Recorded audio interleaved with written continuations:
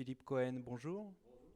Vous êtes président de l'Éclat qui vient de fêter son 30e anniversaire. Pouvez-vous nous dire quelques mots sur cette association?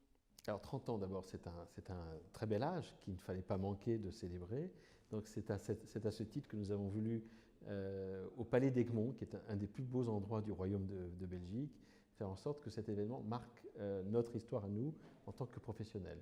Donc nous sommes une association qui regroupe indirectement 42 000 praticiens sur 19 pays différents, qui sont essentiellement donc des pays de l'Europe continentale.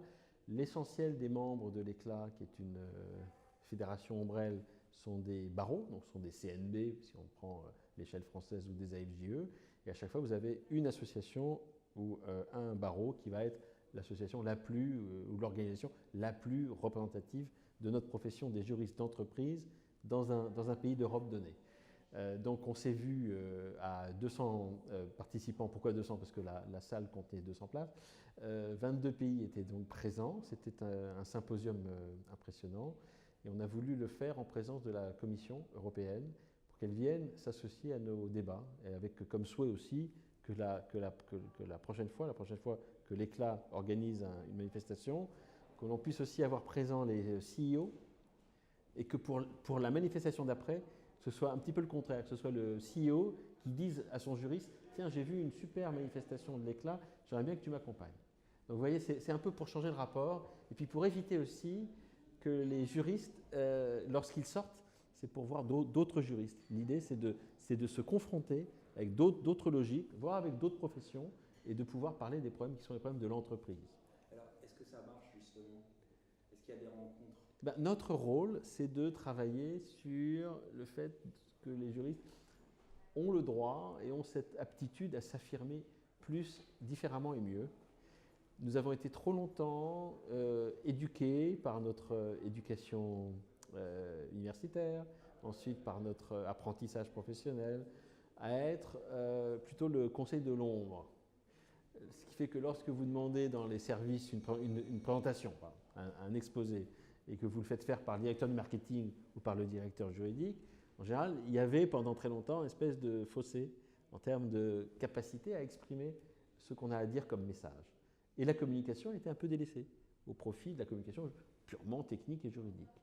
Donc aujourd'hui, on dit, venez vous confronter à d'autres logiques. Et lorsque vous êtes en présence des Allemands, des Suédois, des Autrichiens, des Anglais, des Irlandais, des Portugais, on s'aperçoit que tout ça, ça permet de remonter le niveau général. Et c'est aussi à ça que l'Éclat sert. Donc nous avons sur cette association, au sein de l'association, 2 ou 3 projets phares sur la période de mon mandat, qui est un mandat de 2 ans. Première idée, c'est de travailler sur le code éthique de la profession au niveau pan-européen. Il n'y a pas de code éthique, c'est-à-dire qu'il n'y a pas de référent. Chaque pays a ses règles, qui sont très très différentes d'un pays à l'autre. Et leur application est encore très différente.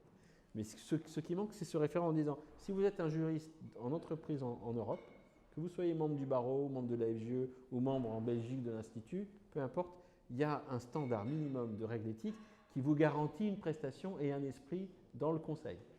Vous faites face à un juriste, vous savez à peu près à quoi vous en tenir. Aujourd'hui, si vous faites face à un juriste en Europe, vous dites d'abord de quel barreau vous êtes, de quelle association vous êtes. Là, non. Si vous faites partie d'une organisation incluse dans l'Éclat, on sait que vous êtes soumis à ce standard, à ce référent. Deuxième idée, donc ça, c'est un travail qui est passionnant. C'est le travail, ça fait un petit peu penser, dans une moindre mesure, à ce qu'un Portalis, un CIS, un Cambacérès faisait, c'est-à-dire commencer à écrire des règles en se disant, si ça se trouve, elles vont être appliquées dans 3 ans, voire peut-être dans 200 ans. Donc ça, c'est un travail fascinant que l'on fait à la fois au niveau Europe et au niveau de l'association française avec la FGE, au niveau France avec le comité de déontologie. Deuxième projet qui est en cours, c'est la composition d'un livre blanc pour les juristes à l'égard des créateurs de règles, qui sont les règles européennes et locales, pour expliquer à quel point est-ce qu'on ne peut pas être juriste sans avoir l'esprit de l'indépendance. Alors comment est-ce que j'ai appelé ce livre blanc, donc avec des propositions, en disant voilà comment est-ce qu'on aimerait que les choses puissent être comprises. Company lawyers, les juristes d'entreprise, independent by design. Un peu comme si l'ADN ou la consubstantialité du juriste c'est la capacité à l'indépendance intellectuelle. Pour faire fi un peu de ce grief qui nous est fait parfois, surtout dans les pays comme la France ou l'Italie, ou ces pays où on nous ferme la porte au barreau, où on nous dit mais vous comprenez, vous ne pouvez pas être juriste, avocat, puisque vous êtes titulaire d'un contrat de travail, donc vous êtes dépendant économiquement, vous avez peur de votre ombre, vous avez peur de votre chef. Point du tout, c'est pas du tout comme ça que ça marche, et la preuve, c'est que dans tous les pays où les juristes sont salariés et membres du barreau, il n'y a aucun problème. Seulement, il faut arriver à faire cette argumentation qui, depuis 30 ans, AMS, AXO, n'a pas encore porté pleinement. Les arguments ont porté au niveau national. Vous avez vu les décisions belges en mars, hollandaises en mars, qui au niveau national, en concurrence, disent il y a du legal privilege, il y a de l'indépendance au niveau de la juridiction nationale. Manque à être compris ce message au niveau supranational et au niveau local pour les barreaux, par exemple, qui voteraient contre un rapprochement avec la profession de juriste. Donc c'est pour ça que c'est en faisant un livre blanc, avec une compilation de contributions, et j'en appelle d'ailleurs à tous ceux qui aimeraient venir donner leur témoignage de cette notion de l'indépendance. Peut-être aussi de rappeler qu'on a parfois des cabinets d'avocats qui sont eux-mêmes plus dépendants de leur client principal que nous le serions même de notre direction générale, hein, pour montrer que la dépendance n'est pas là où on pense qu'elle est, et arriver à le matérialiser avec en annexe ce qu'on fait en ce moment, des interviews, et expliciter le point pour arrêter de parler de sujets qui sont un peu mythiques. C'est un peu comme l'époque où on disait que si un train passait dans un tunnel, il allait exploser avec la pression. C'était l'époque des premiers tunnels en 1880. Ça n'est pas du tout arrivé comme ça. Aujourd'hui, quand on dit vous ne pourrez pas exercer votre métier en indépendant parce que vous avez un contrat de travail, c'est la même croyance. Il faut démonter ces croyances.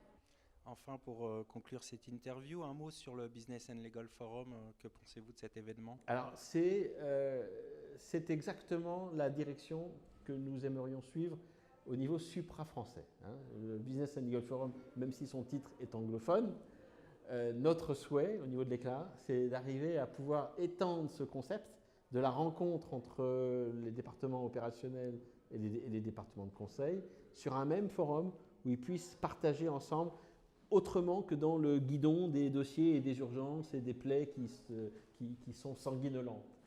C'est un moment exceptionnel. C'est-à-dire le fait de pouvoir se retirer de l'urgence et se dire, tiens, si on parlait de nos sujets communs, et de faire un peu ce qu'on manque à faire souvent, c'est faire de prendre cette hauteur. Et quand on travaille au niveau de l'Éclat, c'est-à-dire au niveau de 19 pays, on fait quoi d'autre que de prendre une certaine hauteur pour se dire, mais après tout, si on peut être un juriste membre d'un barreau ici, on pourrait l'être peut-être à Paris. À Paris, on n'est pas moins doué qu'ailleurs. Eh bien, c'est exactement ce qu'on est en train de faire dans un Business and Legal Forum. On se jauge, on se compare, et puis ensemble, on remonte un peu le niveau global. Et c'est pour ça que je suis très favorable à cette initiative. Merci d'avoir répondu à mes questions.